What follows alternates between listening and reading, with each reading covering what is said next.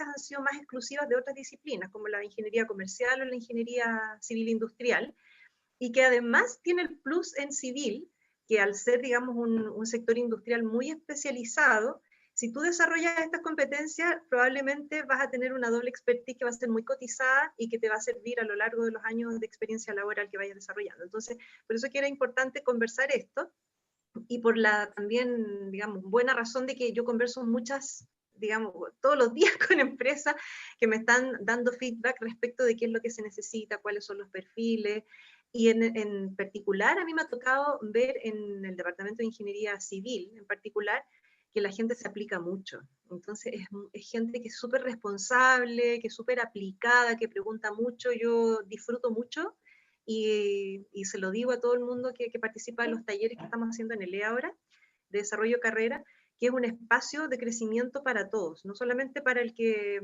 digamos, recibe, sino que también para mí, en términos de conocerlo y saber cuál es el perfil que está saliendo al mercado laboral y poder aportar en esa línea. ¿Ya? Entonces, yo les quiero agradecer a los que están escuchando y a los que van a ver la charla después, porque en general, como les decía, si uno tuviera la información antes podría tomar mejores decisiones, pero no siempre pasa que uno tiene la información o no siempre pasa que tengo el contexto que me va a demandar a tomar una situación con la información en el momento. Entonces es bueno siempre estar, digamos, claro cuál es la red a la que yo puedo contactar y con cuál puedo operar. Por ejemplo, en este caso Carlos, que es como mi par, ¿cierto?, en el Departamento de Ingeniería Civil, y que podemos conversar y planificar y hacer acciones en conjuntas para poder ayudar en la búsqueda o en la generación de oportunidades laborales y de práctica o de temas de memoria, que también es algo que a veces no lo pensamos y que terminamos haciendo una memoria más de investigación, ¿cierto?, para acompañar, digamos, el trabajo de algún profesor, algún académico, pero también pensar ese espacio como una oportunidad de lo que yo quiero aprender, lo que yo quiero hacer. ¿Ya? Entonces voy a partir, le pusimos así a la charla, porque tiene que ver con el contexto también que estamos viviendo hoy, ¿cierto? Yo le iba a poner pandemia acá abajo, pero la verdad es que puede ser la pandemia, puede ser una crisis económica, puede ser un contexto totalmente distinto, o puede ser un contexto personal que me interpele a hacer un cambio, ¿ya? Un cambio de mirada o a reinventarme en términos de las habilidades, ¿ya? Entonces, cuando con Carlos conversábamos, yo lo tenía anotado acá, tenía mi torpedo, de qué eran las cosas que podríamos, digamos, abordar como temas de charla acá. Y una de las cosas que nosotros pensábamos era cómo mostrar el proceso general para tener claro, y desde ese proceso general de las búsquedas, como dice acá, de una búsqueda efectiva, que no pusimos ni siquiera que era laboral, puede ser de práctica, puede ser de tema de memoria, nosotros nos podemos pensar en qué hacer, porque es una preparación, ¿cierto? Y uno no se prepara de un día para otro, menos un perfil, digamos, de un egresado o una egresada de UCHEF que le gusta hacer las cosas bien. Entonces, en una búsqueda laboral, ya sea, digamos, que tenga que ver con, les decía, una práctica o un trabajo, lo primero que tengo que hacer es poder pensar en qué es lo que yo quiero hacer. ¿Ya? Y qué es lo que yo quiero hacer tiene que ver con mi objetivo personal. Y el objetivo personal, ustedes dirán, bueno, pero ¿cuál es mi objetivo laboral? Es el mismo, porque nosotros pasamos muchas horas en el trabajo y además la deformación profesional, ¿cierto?, de cumplir una rutina, de trabajar, digamos, o hacer muchas cosas al mismo tiempo, nos interpela a pensar qué es lo que nosotros queremos hacer, qué es lo que me gusta y qué es lo que no me gusta, porque a veces también estamos pensando en tomar, no sé, decisiones respecto de cómo insertarme laboralmente, a propósito de un plan más cortoplacista, ¿cierto? Quiero encontrar un trabajo, juntar dinero y después voy a ver lo que quiero hacer, o en paralelo voy a hacer un emprendimiento. Cualquiera sea la meta que yo me planteo, tiene que estar ligada a mis objetivos personales, es decir, también quiero compatibilizar con deporte, por ejemplo, los que están, digamos, participando de ligas que entran al mundo del trabajo y suben de peso, lo pasan mal, a algunos les da depresión porque dejaron de hacer las cantidades de horas que hacían de entrenamiento. Entonces, todo ese tipo de decisiones también es importante si yo tengo una pareja, si estoy pensando en casarme, si estoy pensando en viajar, cómo esas metas personales, digamos, se concilian de buena forma con las metas laborales. Hoy día, la generación de ustedes es muy distinta a la generación baby boomers, que es la que lidera las empresas, y la generación mía, que yo soy de generación X. Ustedes son la generación Y, que está mucho más consciente del valor del trabajo y de usar eficientemente los recursos personales. y entre los recursos personales también tiene que ver cómo yo gestiono mi, digamos, capacidad de agregar valor a la empresa, pero en un tiempo razonable, ¿ya? Esto de marcar horas, de estar jornadas extensas, no se condice mucho con a veces el estilo de vida que yo quiero llevar o que quiero tener, ¿ya? Entonces, por eso es que es importante, y las empresas lo tienen claro, porque se han encontrado con esta diferencia, digamos, generacional, y muchas empresas han generado muchos sistemas de retención de talento, de gestión de talento. De repente te llama alguien, te busca alguien y te dice en el pie de página que es la encargada de gestión de talento. Tiene que ver con cómo hacer que las personas estén más tiempo en la organización aportando valor, agregando valor. Y uno agrega valor desde lo disciplinario y desde lo personal, ¿ya? Entonces, este objetivo tiene que estar alineado, y lo decíamos y lo insistíamos mucho en el taller de desarrollo carrera que terminamos la semana pasada, que debiéramos ser nosotros los que buscamos un espacio laboral de acorde a lo que nosotros somos, a lo que nosotros queremos, a nuestros valores, a nuestras motivaciones. Y no que la empresa nos ofrezca algo y nosotros terminemos amoldándonos, porque al final lo vamos a pasar mal, no vamos a ser competentes y vamos a sentir que de alguna manera se afecta nuestro autoconcepto en términos laborales, ¿ya? Entonces, lo primero que hay que hacer es definir qué quiero hacer, que es como bien difícil, porque en general no nos tomamos el tiempo para sentarnos, pensar, en reflexionar qué quiero hacer. Y es un ejercicio que nosotros deberíamos hacer todo, ¿cierto? Cada cierto tiempo, es decir, cumplí un ciclo laboral en una empresa, estoy cumpliendo un ciclo, digamos, de estudios en un lugar, me abro nuevas posibilidades y motivaciones, ¿cómo lo hago? ¿Ya? Entonces la primera etapa tiene que ver con esto. La segunda etapa es, ¿qué quiero hacer? En términos ya más disciplinares, ¿cierto? Estoy pensando en un puesto, en una empresa, en un emprendimiento, en una organización. ¿Cómo lo voy a hacer? ¿Ya? Tengo toda la información para un emprendimiento, por ejemplo, ¿dónde pido ayuda? ¿Dónde la busco?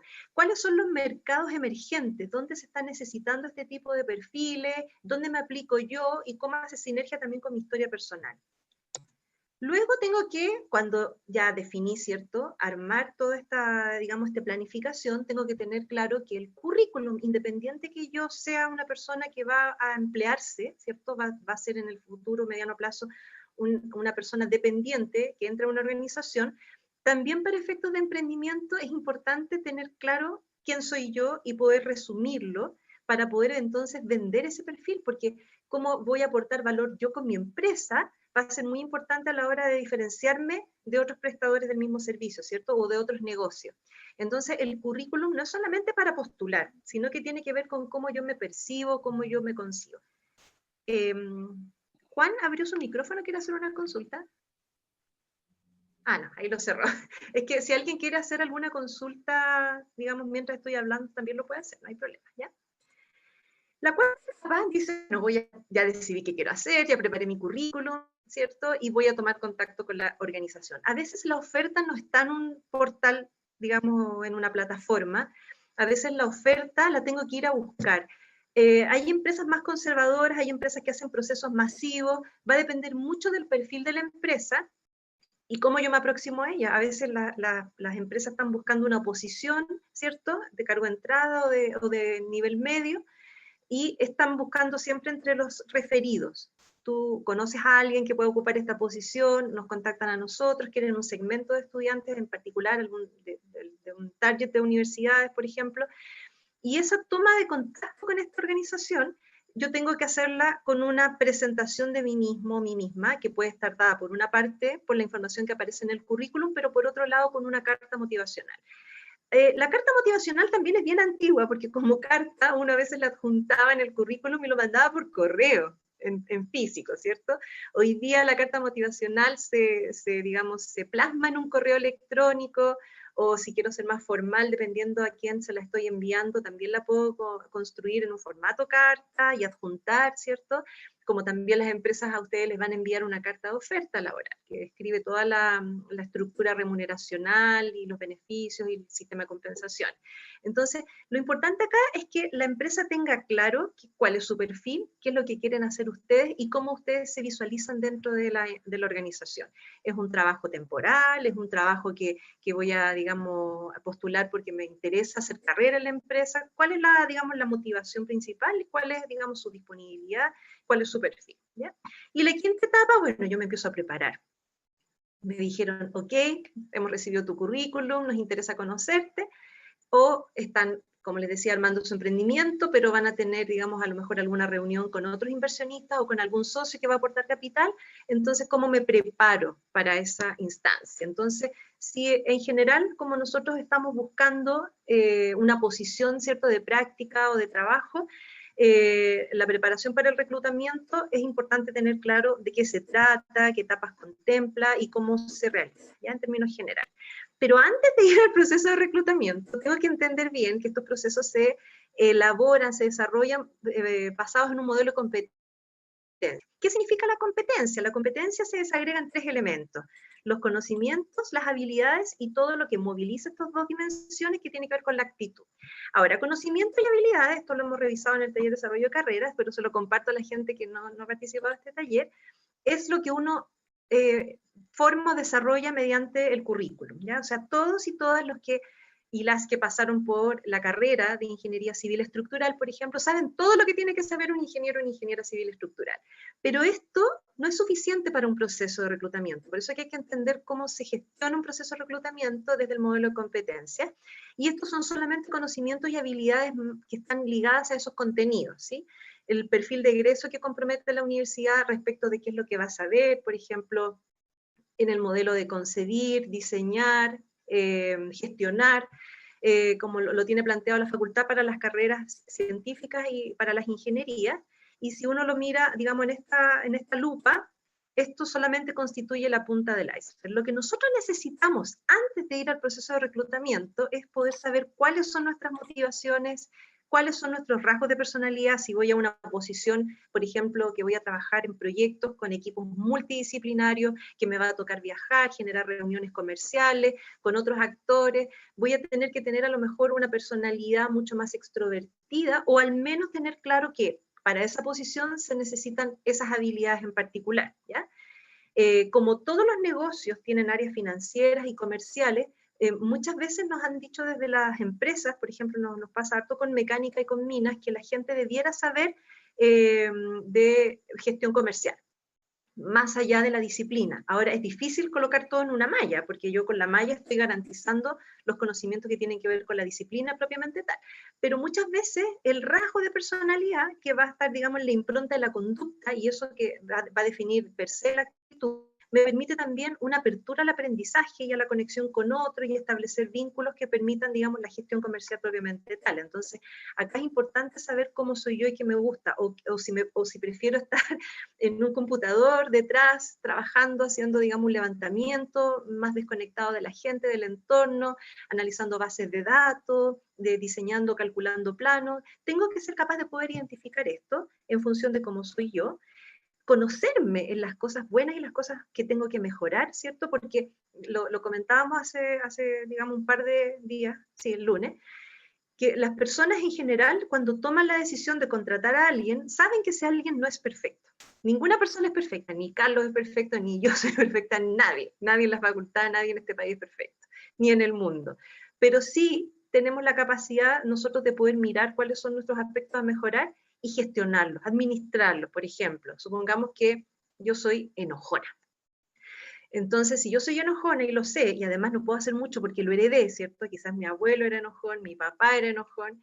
Entonces, si yo lo tengo claro y el evaluador en el proceso de reclutamiento o yo lo vio, lo percibió, o yo lo declaré, ¿cierto? Como algo que efectivamente lo tengo identificado, pero que lo estoy trabajando, probablemente para esa jefatura sea mucho más fácil lidiar con una persona enojona que con una persona que se toma mucho tiempo en hacer el trabajo. Entonces, es bueno poder colocar arriba de la mesa en qué cosas yo no soy bueno o en qué cosas tengo que mejorar. Por ejemplo, si a mí me piden que haga una macro en Excel o que trabaje con bases de datos, me voy a marchitar, ¿cierto? Lo voy a hacer muy lento y voy a ser la más ineficiente del mundo porque no es mi expertise, ¿ya?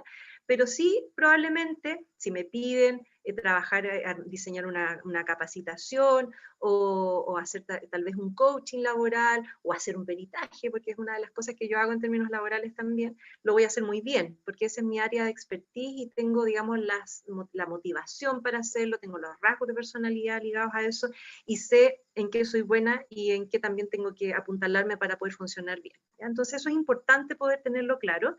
y a veces lo sabemos más o menos, sabemos por dónde están nuestras debilidades, nuestros aspectos a mejorar, y los dejamos ahí un poco sin trabajar. Y por último, los valores, porque muchas veces también nos pasa que postulamos a una organización que no nos da, digamos, la confianza en términos de cómo funcionan, o que simplemente en la declaración digamos, de su misión o su visión, o porque pertenece a un sector productivo particular, ¿cierto? Ustedes no van a escribir a los valores de esa empresa. Entonces, yo he tenido egresados, estudiantes que me dicen, yo no voy a postular esa oferta porque esa empresa daña el medio ambiente, por ejemplo. O yo no voy a postular esa oferta porque esa empresa se colude con otras, por ejemplo. Hay un tema ahí valórico, ¿cierto?, que tiene que ver con lo que yo quiero, pero también en donde yo me siento más cómodo, ¿ya?, con mi sistema de valores, por ejemplo, si quiero aportar en el servicio público, en las ONG, o en otras organizaciones que sean más afines a lo que es mi paradigma también de mundo, ¿ya? Esto lamentablemente uno no lo trabaja en el currículum, y por eso es que es importante generar estos mini espacios de reflexión, ¿cierto? Por eso yo me encanta participar, para poder compartir esto y hacerlo más consciente, pero como no lo trabajamos en la malla y no lo hacemos tan consciente, es importante empezar a visualizarlo antes de egresar, ¿ya? ¿Por qué? Porque si yo voy a contratar a alguien y no tiene la motivación, no tiene el perfil, no se conoce sus valores, digamos, no tributan a los valores de la empresa, o no hacen el match, ¿cierto?, me va a costar mucho más trabajar con ese, digamos, ese colaborador que ingresa a la organización, a pesar de que yo sé que sabe todo lo que tiene que saber y es muy seco o muy experto en un área en particular que me sirve para la empresa. Entonces, en esa situación, lo que yo puedo hacer mejor es contratar a alguien que sí cumpla con todas estas cosas que están debajo del iceberg, que yo sé que van a poder movilizar de buena forma los conocimientos y las habilidades que se requieren para esa posición, porque si algo no lo saben, yo lo puedo capacitar, ¿ya?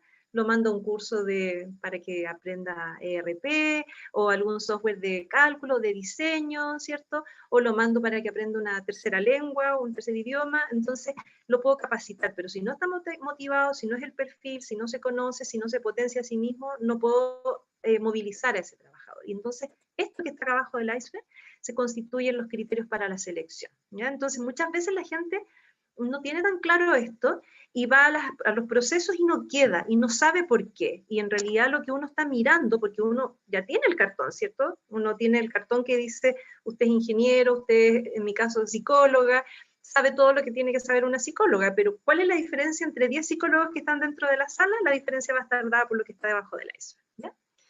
Entonces, dicho esto, hay que entender que el proceso de reclutamiento lo que busca es llenar estas vacantes con candidatos adecuados, no hay candidatos perfectos. Entonces también nos pasa mucho en Buchef que la gente lee la descripción del cargo y dice, no, me falta Excel avanzado, no voy a postular. Somos muy autoexigentes, y la verdad es que el Excel lo podemos aprender. Ustedes lo aprenden cosas en 2 días, en 2 noches, para poder cumplir con los requerimientos muchas veces de la universidad o de la práctica, ¿cierto? Entonces, tener claro que en un proceso de reclutamiento, aunque postulen 100 personas, tengo que ver cómo yo agrego valor, independiente de que pueda ser el ticket, ¿cierto?, en todos los requisitos de postulación. Y entender que el proceso, una vez que ya me reclutaron, ¿cierto?, el reclutamiento siempre es masivo, y cuando ya estoy en el proceso de selección, tener claro que, si es un proceso grande generado por una consultora, probablemente ocurran todos estos hitos, ¿cierto? La aplicación de pruebas psicológicas, las entrevistas, que para mí es el corazón, digamos, del proceso de selección, porque uno con eso puede alinear toda la información que tiene del candidato y la candidata. Por eso es que es importante saber qué cosas y contenidos preparar para la entrevista. También se van a generar espacios de evaluación grupal. Estos espacios están pensados para poder medir las competencias, que son, digamos, las llamadas competencias genéricas o competencias profesionales. Entre ellas, el trabajo en equipo, el liderazgo, la negociación, la capacidad para comunicar y la administración de conflictos. ¿Ya? Yo le llamo administración porque no todos los conflictos se resuelven. Algunos le llaman resolución de conflicto, yo le llamo también afrontamiento de conflicto. Al menos decir, tengo un conflicto, ¿qué hago con él? ¿Ya? Que son las habilidades que uno está buscando para poder, digamos, apuntalar o poder hacer, digamos, que este proceso funcione. Dentro de la entrevista personal, o sea, psicolaboral, le llamamos psicolaboral porque lo que nosotros queremos es conocer el funcionamiento que tiene la persona en términos más psicológicos, pero no es una mirada clínica, sino que es una mirada laboral, ¿ya? Desde las competencias laborales. ¿Cómo esa persona con sus características personales va a poder desempeñar esta posición de manera eficiente? Entonces, uno levanta harta información, entre ellas la presentación personal, que mucha gente dice, bueno, es como disfrazarse para ir a la entrevista, pero más que todo tiene que ver con poder leer los códigos y el contexto que se maneja en esa organización, y también la presentación personal dice mucho del funcionamiento psicológico de cada persona. Les contaba el lunes a un grupo de mecánica que a mí me tocó el año 2007 entrevistar a una persona, una periodista para un cargo de coordinador del diario de una municipalidad. Por lo tanto, era un cargo bien importante porque tenía que bajar toda la gestión municipal a ese municipio, 200.000 habitantes. ¿Ya? Era un municipio modesto. Pero la candidata llegó vestida entera de rojo, zapatos rojos, abrigo rojo, vestido rojo, uñas rojas, labios rojos, sombrero rojo, cartera roja. Yo nunca la olvido, no la olvido a esa niña, nunca la olvidé porque cuando le apliqué algunas pruebas psicológicas me di cuenta que efectivamente ya le costaba leer un poco la realidad. ¿Ya? Entonces, la presentación personal puede decir mucho, pero también puede entregar información equivocada si no me aplico. Y pensar que yo estoy compitiendo con varios candidatos, por lo tanto me tengo que aplicar de todas formas. ¿Ya? Otro tema que es importante trabajar es la facilidad que yo tengo para poder hablar de mí, para poder comunicarme. ¿Qué es lo que yo digo de mí? Tengo que prepararlo. En esta lógica, ¿cierto? De cuáles son mis fortalezas, cuáles son mis debilidades, cuáles son mis valores, qué cosas me cuestan, dónde quiero estar. Yo debería armar por lo menos en una hoja en blanco, ¿cierto? Un punteo de ideas de cómo yo me puedo organizar en términos de la información y cuáles son los límites que voy a colocar a esta información, porque no es una entrevista clínica, que uno tiene que hablar de su infancia y sus problemas. Yo siempre sugiero tener claro cuál es el límite entre la información que va, digamos, a servir para la toma de decisiones en el proceso psicolaboral versus la información que no es relevante y que es privada, que es más íntima, ¿ya? Entonces, esta facilidad de comunicar tiene que estar dada, digamos, por esos criterios y parámetros. También tener claro cuál es mi trayectoria de estudio, cierto trabajo, para poder ligarlos en un discurso en términos de cómo me proyecto y que se relaciona, digamos, inmediatamente con el punto siguiente que tiene que ver con la visión del cargo. Hay gente que va a los procesos y que no tiene claro qué se hace en esa posición, ¿ya? Entonces también es importante concebir el proceso de entrevista como una entrevista horizontal, porque también la gente va con mucho miedo a un proceso al cual no estamos, digamos, en el cual no estamos participando todos los días, no tenemos tanta experiencia, entonces vamos con cierto temor, que está, digamos, este temor se genera por el desconocimiento, básicamente. Entonces, muchas veces no preguntamos o no nos informamos tan bien y nos bloqueamos cuando estamos, digamos, en una relación, digamos, también del entrevistador, que a veces nos tocan entrevistadores menos amables, ¿cierto? Menos hábiles, o que tal vez no les gusta tanto su trabajo, y lo hacen porque es un trabajo. Entonces, ¿cómo yo puedo ser capaz de pensarme en esa posición, que se hacen tales funciones y que me va a permitir tales aprendizajes y tales objetivos, digamos, en términos de desarrollo profesional? En este lugar voy a aprender de esto, voy a poder aportar de esto otro, y este conocimiento me va a permitir hacer esto después, ¿ya? Por ejemplo, hay mucha gente que entra a las consultoras a trabajar, que me parece una muy buena opción en términos laborales, porque la consultora es un entrenamiento, es como un trainee, ¿cierto? Me pueden tocar proyectos de distinta naturaleza, y como son proyectos que parten, o sea, tienen una fecha de término, me permite estar en el tiempo realizando muchos proyectos distintos y generando, por lo tanto, una diversidad de aprendizajes que me va a permitir después, cuando tenga que tomar una decisión de cambiarme o buscar un nuevo desafío laboral, poder, digamos, tener referencias en términos de la proyección de lo que yo quiero hacer, ¿ya? Entonces, por eso es importante ir definiendo hitos. A veces no son tan conscientes como yo lo estoy planteando, a veces son más inconscientes, ¿cierto? Uno siente que ya quemó una etapa en un trabajo y se tiene que cambiar, y las prácticas laborales aportan mucho a esto, porque como es una práctica, esa es la buena noticia, ¿cierto? Si no me gustó el lugar, cumplo con mi requisito curricular y termino mi proceso de práctica, aprendí lo que quiero hacer, lo que no quiero hacer, conocí este espacio y me sirve como, digamos, tener digamos, un repertorio de empresas, organizaciones en las cuales ya he desplegado mis competencias, ¿cierto? En esta misma lógica aparece esta clásica pregunta de entrevista, ¿cierto? Fortalezas y debilidades. ¿Cuáles son tus fortalezas y tus debilidades?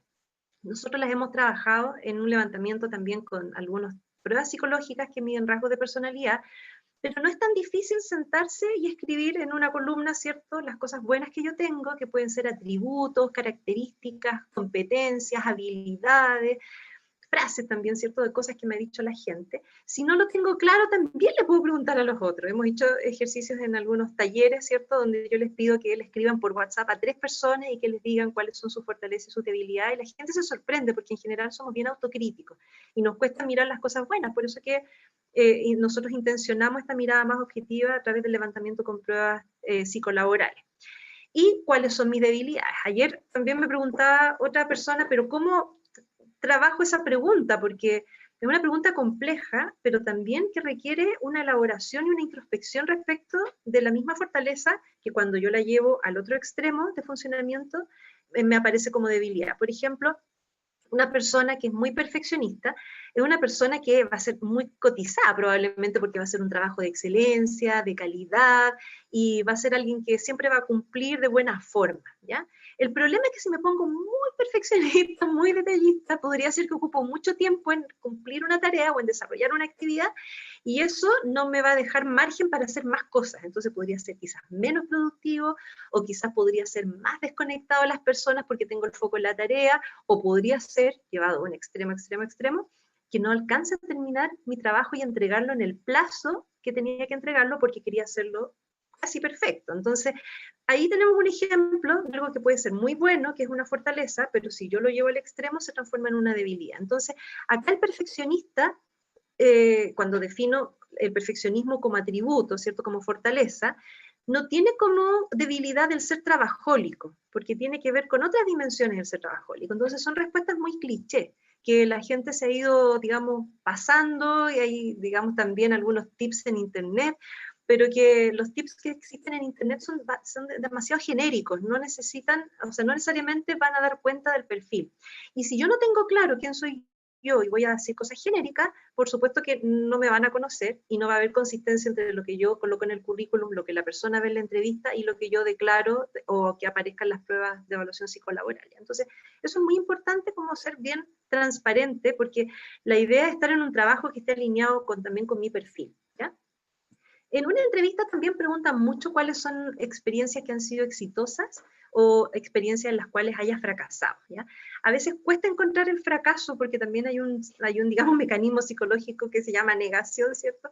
Y que lo reprime porque a veces es una experiencia dolorosa, entonces nos cuesta preparar una respuesta que sea adecuada y que permita mostrar también cuáles fueron las competencias que yo utilicé para poder salvar esa situación o para poder potenciar una experiencia, por ejemplo, exitosa. Entonces también hay que repasar a la luz del currículum en todas las cosas que yo he hecho y que coloco en el currículum, cuáles han sido mejores, cuáles han sido, digamos, aprendizajes a lo mejor no tan felices, pero que me han generado, digamos, esta experiencia que no resultó algo de tan buena forma, qué aprendizaje me generó, ¿ya? También se indaga mucho sobre la vida familiar y ahí también lo conversábamos el lunes con un grupo que lo importante es poder colocar un límite, ¿ya? Hay preguntas que no se deben hacer y hay preguntas que uno sabe que se las pueden hacer, pero que también son incómodas, ¿cierto? El tema de cuándo me voy a casar, cuándo voy a tener hijos, especialmente a las mujeres, y sobre todo en algunos sectores industriales como la minería, porque no pueden después subir a faena, las dejan como en un digamos, corporativo, en un rol, pero sin las o sea, pagando la misma asignación, es un costo para la empresa. Entonces, hay todo un tema ahí que a veces las empresas intentan salvar porque están cuidando, por supuesto, los recursos de su negocio. Entonces, una mirada que no está pensada en la persona, siendo que las empresas están constituidas por personas. Entonces, pero cuando yo me encuentro con una situación así, también tengo, yo le decía a una niña el lunes, tengo la posibilidad de decidir si quiero estar en esa organización o no, que es una organización que me va a estar preguntando por mi salud, si tengo SIDA, si estoy pensando en tener hijos, si me voy a casar, si estoy dispuesta a viajar, y otras cosas más que de repente quedan la duda y la incomodidad en la entrevista. Entonces lo que nosotros hacemos generalmente, ahí lo podemos después coordinar con Carlos, es entregar una lista de preguntas que se hacen, que son incómodas, ¿cierto? O que son inadecuadas, y preguntas que se hacen como las clásicas, y uno las puede preparar, porque no siempre lo que yo pienso lo digo de la misma forma, entonces bueno también como parafrasear un poco lo que quiero comunicar. Y también saber que hay gente que es inadecuada, que va a ser una estrategia de reclutamiento, entonces también tengo que tomar la decisión si respondo o no respondo, porque las posibilidades laborales para un ingeniero o una ingeniera de la Universidad de Chile siempre van a estar. Las empresas lo declaran, o sea, nosotros estamos buscando profesionales de estas 4 universidades. Siempre que nombran 4 universidades, siempre está la Universidad de Chile. Entonces, lo que importa acá es tener claro si yo quiero estar en esa organización y si hago match con ella, ¿ya? Entonces, la vida familiar en general indagan para poder saber cómo es tu funcionamiento socioemocional y cómo eso se podría, digamos, uno inferir que se va a transferir al espacio laboral, ¿ya? Entonces te preguntan con quién vives, qué dirían tus amigos de ti, si tienes pareja, que son preguntas generales, pero ahí hay que identificar cuál es el límite de lo correcto, lo incorrecto, lo de lo privado, ¿ya? Y la última, que tiene que ver con este punto de expectativa y desarrollo y pretensiones de renta, hay una pregunta muy clásica también que dice, ¿cómo te ves tú de aquí a 3 años? ¿Ya? Y eso tiene que ver con la expectativa de desarrollo y con la motivación de la persona. Entonces hay gente que me dice, no, yo soy súper honesto y dije, en un año más voy a estar viajando, quiero entrar a esta empresa a juntar dinero. Entonces probablemente si la empresa tiene pensado en que la persona perca un poco más de tiempo, esa no va a ser una respuesta que va a hacer el match con lo que yo estoy buscando. Y hay gente que me dice, bueno, pero yo no tengo la bola de cristal y creo que tampoco es correcto decir que me veo en esta empresa toda la vida. Pero uno puede hacer una proyección por año y decir, mira, yo en esta empresa me veo por lo menos unos 2, o sea, por lo menos estar unos 2, 3 años, quizás en otra posición, ¿cierto? En otra área, aprendiendo otras cosas, o en una posición de mayor jerarquía, en paralelo haciendo un diplomado, un magíster, o alternando con la posibilidad de viajar por temas laborales. Cuando yo proyecto, también de alguna manera le digo al otro qué es lo que cuáles son mis intenciones dentro de esta organización. Entonces también permite alinear expectativas y sobre todo con el tema de la renta, porque muchas veces también estamos pensando que esta organización va a pagar una renta de mercado y probablemente la estructura de la remuneración no es así. Y en eso hay que tener mucho cuidado también, porque a veces la propuesta o la oferta, cuando me llega como carta de oferta, ¿cierto? Se ve atractiva, pero cuando uno la va mirando desagregadamente se da cuenta que mucha de esa estructura remuneracional tiene que ver con bonos. Y el bono se va a pagar cuando se cumplan ciertas metas, entonces un bono que va a recibir la persona después de 2 años. Entonces, ¿cómo también la expectativa de desarrollo se alinea con una remuneración o una estructura remuneracional, primero, acorde a mercado, ¿cierto? Acorde a ese sector industrial, y acorde a mi expectativa respecto de lo que vale mi trabajo y de cómo yo me imagino dentro de esa organización y cuánto gano en esa organización, pensando en que podría estar en otras posiciones o haciendo otras cosas y cómo entonces se me va a compensar de esa forma, ¿ya? Entonces, algunas habilidades. Yo recorté esta imagen, ahí está la fuente, ¿cierto?, del Foro Económico. Las habilidades que están descritas acá no han cambiado mucho, ¿ya?, en términos de las proyecciones que hacen las grandes consultoras de headhunting. Y si las miran, el tema de resolver problemas complejos, tener un pensamiento crítico, ser creativo, poder manejar personas, coordinarse con otros, y aquí hay uno que a mí me encanta y que creo que es transversal, que tiene que ver con la inteligencia emocional, porque de hecho la inteligencia emocional va a, digamos, a permitir o facilitar todas las otras habilidades que están descritas ahí, ¿cierto? Tomar decisiones, orientarse al servicio, saber negociar y la flexibilidad cognitiva.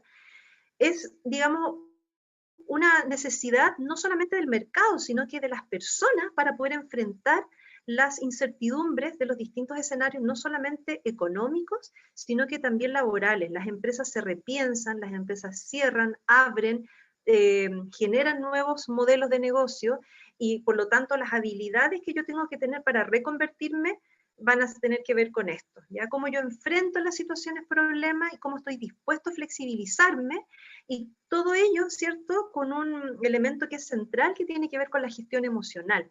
¿Qué me pasa a mí con esto? ¿Me da rabia? ¿Me molesta? ¿No me quedo pegado? ¿Me da miedo? ¿Me paraliza? ¿O me pone contento y me abro a todo y no cierro ninguna decisión? Todas las emociones aportan algo bueno y algo malo. Entonces, en este tema de la inteligencia emocional, que es un tema que está muy de moda, ¿cierto? Que se ha trabajado mucho, pero que también está de moda porque se ha comprobado que las personas que logran calibrar, porque no es solamente la inteligencia emocional, calibrar lo disciplinar con lo emocional, logran mayores y mejores resultados, o por lo menos tienen más claridad de los pasos que van pudiendo, digamos, dar en función de un proyecto que voy construyendo día a día, porque yo puedo tener claro, por ejemplo, en mi caso, y sobre todo en las generaciones de ahora, que hay generaciones que hacen muchas cosas en paralelo, son las generaciones slasher, que le llaman, ¿cierto? Slash, soy psicóloga, slash consultor, slash profesora, slash, no sé, también hago peritaje judicial, por ejemplo, perito. Entonces, ¿cómo soy capaz de ir cambiando de paradigma, enfrentando de manera creativa las situaciones que se me van presentando, siempre, digamos, con una calidad en términos de la entrega disciplinar alta, ¿cierto? Pero también con la habilidad para poder generar impacto en esos espacios donde yo estoy. Entonces ahí se combinan, digamos, de manera necesaria y muy dependientemente la inteligencia emocional con la inteligencia más cristalizada, que llaman los autores en psicología, ¿ya? Y por otro lado, esto es un pantallazo que le hice a la encuesta que hace Robert Half siempre a las empresas. Ellos generan una guía salarial, que esa también se la voy a poner a disposición a Carlos Muñoz para que la pueda compartir. Yo se la voy a subir ahora en el cursos a toda la gente que hizo el taller de desarrollo de carrera conmigo este semestre, pero que es digamos, un estudio, un levantamiento de cómo funcionan las distintas posiciones en términos de los tramos o bandas salariales, y cómo se viene un poco la expectativa laboral, ¿ya? Entonces acá por supuesto que el teletrabajo es una modalidad que llegó para quedarse, entonces acá necesariamente hay que repensar cómo tenemos, lo conversábamos con Carlos antes de partir la charla, ¿cierto? Cómo uno funciona en términos más, digamos, virtuales. Yo afortunadamente desde que me titulé y desde que vivo en esta casa hace 20 años, yo generé un espacio de oficina, ¿ya? Entonces siempre he tenido oficina en mi casa, entonces para mí generar un espacio de trabajo no era algo nuevo, y afortunadamente tenía la infraestructura, pero atender virtual, una psicóloga, yo nunca lo pensé, por ejemplo. Entonces me tocó empezar a hacer, yo me resistí porque la calidad de la atención, si un paciente se pone a llorar o le tengo que dar un vaso con agua porque está contando alguna experiencia que no es fácil de relatar, o hacer la aplicación de alguna prueba psicológica, yo me tuve que reinventar en eso porque estuve 3 meses prácticamente sin trabajar y la gente me empezó a buscar, me empezó a requerir y tuve que generar, digamos, otra, digamos, manera de trabajar y que a mucha gente le acomoda bastante porque cruzar Santiago para ir a la consulta, ¿cierto? Los que están más lejos de mi consulta, o generar el espacio para conversar es difícil. En cambio, hoy día estamos a un botón de conexión y podemos generar el espacio con una calidad, ¿cierto?, en términos del contenido, del contacto, que probablemente se va a quedar en mucha, digamos, en una modalidad, digamos, alternativa a la presencial y llegó para quedarse. Y muchas empresas en distintos sectores industriales también lo están visualizando así. Dice, acá hay una proyección, ¿cierto? El 73% realizará menos reuniones y capacitaciones en persona, porque la modalidad e-learning, que ya estaba, ahora agarró mucho más protagonismo que en las capacitaciones presenciales. El 86% de los profesionales señaló que le gustaría trabajar desde su casa con más frecuencia, ahorro de tiempo, y eso es, digamos, el tiempo un bien, digamos, invaluable, y se siente más productivo y menos distraído, claro, con más foco. Incluso la gente que tiene déficit atencional o algún trastorno de la salud mental, yo tengo un paciente, por ejemplo, Asperger, que pudo rendir mejor en términos académicos estando en su casa, y las personas con déficit atencional también, porque buscaron el momento, buscaron el espacio y el foco era la pantalla del computador y pudieron ser mucho más productivos. ¿Ya? Subieron notas algunos y rindieron mejor. Algunos hicieron incluso, incrementaron sus negocios personales a través, digamos, de la virtualización. Entonces también hay que pensar en estos escenarios, cómo me voy visualizando y cómo el COVID, acá hay una alusión a ello, ¿cierto? Pero lo decíamos al principio de la charla, hoy día puede ser el COVID, mañana puede ser una crisis financiera, pasado, no sé, el 2022 puede ser una guerra entre países, o puede ser un problema climático. ¿Cómo nos pensamos en la incertidumbre y cómo nos hacemos cargo de que los escenarios laborales van a cambiar y que cambian a cada momento? Se abren nuevos negocios, se cierran organizaciones que eran emblemáticas, ¿cierto? O cierran las locaciones en esos países, se reduce personal, entra la robótica a ocupar funciones humanas. Entonces también desde ahí, ¿qué es lo que en mí, digamos, como profesional, no solamente desde lo disciplinar, sino que la persona del profesional va a agregar valor independiente de si es presencial o es virtual? ¿Ya? Entonces acá viene una pregunta importante y con esto voy a cerrar para no extenderme demasiado, que ya van a ser la una. Hacerme esta pregunta que es súper importante. ¿Qué es lo que yo puedo hacer? ¿Cierto? Yo puedo hacer muchas cosas, porque puedo estudiar muchas cosas que no sé, o puedo seguir formándome, tomando cursos electivos, y tengo como les decía, un certificado de título, un cartón que dice qué es lo que yo puedo hacer, ¿ya? Yo no puedo calcular un edificio, no sé, ¿ya? Pero yo sí puedo hacer un diagnóstico de un trastorno de personalidad, por ejemplo. ¿Dónde calzo? Entonces, ¿cuál es mi estilo de funcionamiento? ¿Cuáles son mis valores? ¿Dónde yo me siento cómodo? ¿En qué espacio? ¿En qué organizaciones? ¿Con qué grupo? ¿De qué manera trabajando me siento que quedo mejor en términos del sistema valórico y en términos de mi funcionamiento de la personalidad? Y ahí, cuando uno hace estas intersecciones, se producen los primeros, como dice acá, espacios de empleabilidad, ¿ya? Pero, ¿qué es lo que yo quiero hacer? Es la pregunta que al final me permite, en esta tercera, digamos, círculo que intersecta con los otros dos, generar un espacio de trabajo ideal. Y el yo quiero tiene que ver con todo lo que les decía anteriormente cuando les mostraba el iceberg. Cómo yo reviso quién soy yo, cuáles habilidades tengo y cuáles de esas habilidades me sirven para enfrentar los desafíos actuales de incertidumbre, o cuáles habilidades voy a tener que desarrollar para poder prepararme al mundo laboral. Porque a lo mejor me cuesta manejar la incertidumbre, soy muy miedosa, ¿ya? Y me paraliza la incertidumbre y tengo un estilo mucho más estructurado que por defecto en Buchef aparece en muchas personas, ¿cierto? Por el tipo de formación disciplinar, y entonces prefiero escenarios de mayor certidumbre. O sea, hay gente que me dice, yo prefiero saber a qué hora voy a entrar, a qué hora voy a salir, qué voy a hacer, cuándo me voy a ganar el bono, cuánto tiempo dura mi contrato, cuándo tengo vacaciones. Entonces, pero hay gente que no, que le carga la rutina y prefiere estar cambiando constantemente y desafiarse. Entonces, más allá de lo que yo también quiero hacer, es cómo eso calza, o yo permito contrastarlo con el contexto, que ya les decía, puede ser un contexto global, mundial, puede ser local o puede ser también personal. Me enamoré, me tengo que ir a otro país para seguir el amor de mi vida. ¿Qué hago? ¿Cómo lo hago? ¿Ya? Entonces son preguntas que me tengo que hacer antes de tomar una decisión, y que me las tengo que hacer para evaluar cuáles son mis habilidades y qué desafíos voy a tener que enfrentar en este mundo laboral hoy cambiante. Así que con eso cierro mi presentación de hoy, Carlos. Muchas gracias, Paula, por tu presentación, muy interesante. Estaba muy atento acá escuchando todos los datos que estaba dando y los Estás consejos. tomando nota. Eres muy Sí, Mateo tú también. sí, no, todo, todo. Sí, Así que igual ahora abro el espacio para los sí, de estudiantes preguntas. que están presentes. Creo que hay varias cosas que ellos pueden ir rescatando. Creo que diste muchos tips y varios consejos de cómo pueden ir viendo el camino más adelante. Así que eso, abrimos el micrófono y después cerramos la presentación para que Exacto. vamos a continuar. Así que pueden comentar por el chat o pueden Claro, hacer por pregunta por micrófono. chat o abrir el micrófono. Mientras piensan la pregunta, yo igual les quiero dejar abierta digamos, la posibilidad de que se conecten conmigo. Yo a veces estoy un poco sobrevendida, pero un poco nomás. O sea, ahora les debo el feedback a los civiles que terminaron de subir los currículum ayer. O sea, yo digo civiles porque también hago apoyo en otras carreras, en minas, en mecánica, en industria.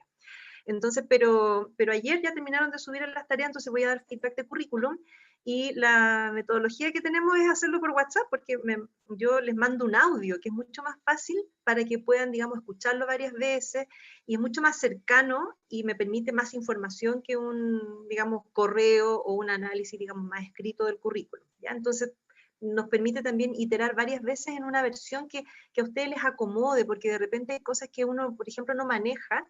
Y ahí, mientras piensa la pregunta, voy a decir la última cosa, que el currículum tienen que pensar que muchas veces la gente lo imprime y se los pasa a un administrativo, si es un proceso de reclutamiento más masivo, y esa persona toma la información y la mete a una base de datos que se crea en un Excel, ¿ya? Si yo usé un diseño bonito, ¿cierto? Pero con colores que no se van a leer bien a la hora de imprimir en blanco y negro, porque nadie imprime los colores, o sea, en colores los currículums, o si los márgenes de impresión están muy al borde, porque jugué con dejé menos de 0,5 de margen en los costados, ¿cierto? Para que me cupiera toda la información, pero cuando lo imprimo, se me corta la información. Entonces también ahí hay que tener cuidado y yo estoy haciendo harta revisión curricular respecto de eso porque son las críticas que me comparten las empresas respecto de cuando los candidatos o candidatas envían su currículum, ¿ya? Entonces me dicen, oye Paula, dile a tus alumnos que hagan esto, que no coloquen esto otro. Entonces yo estoy abierta también si alguien necesita revisión curricular, que lo pueda coordinar quizás a través de Carlos o a través, digamos, del WhatsApp que les voy a dejar después mi teléfono. Así que no sé si hay preguntas para poder responder ahora. O quedó demasiado claro, como me decían el otro día, que era demasiado claro. Ahí les pido el feedback. Que se entusiasmen ahora de preguntar, que está Paula acá. O de repente está toda la información y uno como que no se le ocurre qué preguntar, a mí me pasa, y después que ya terminó todo, digo, ¡ay, se me ocurrió esta pregunta! Sí. Pero también la pueden mandar, así que no hay problema. ¿Va a quedar esto subido en algún... En el canal de YouTube también? Sí, en el canal de YouTube. Sí. Ah, que también es que si veo algo ahí lo puedo responder por ahí. Ya, genial. Así que después me mandas el link para verlo. Lo vamos a estar subiendo aquí porque me pasó con agronomía que lo hacían así. Yo estaba haciendo la charla por Zoom y había gente que estaba mirando el canal de YouTube y sacaron las preguntas de ahí. Y las leyeron y las compartieron. Cuando las transmitimos en vivo, claro. Exacto. Claro, cuando es en vivo. Sí. Pero es que ya estoy toda una experta. Viste que uno aprende al final. Sí. Tiene que encarnar lo que uno dice, ¿no es cierto? Sí. Conocerse, adaptarse. Sobre todo yo creo que esas son como las dos palabras claves, conocerse mucho y adaptarse. Como un equilibrio perfecto. Así es. Parece que no hay consultas por parte de los estudiantes, así es que muchas gracias Paula por tu presentación, por tu charla, por tu intervención. Nos pareció una muy buena instancia.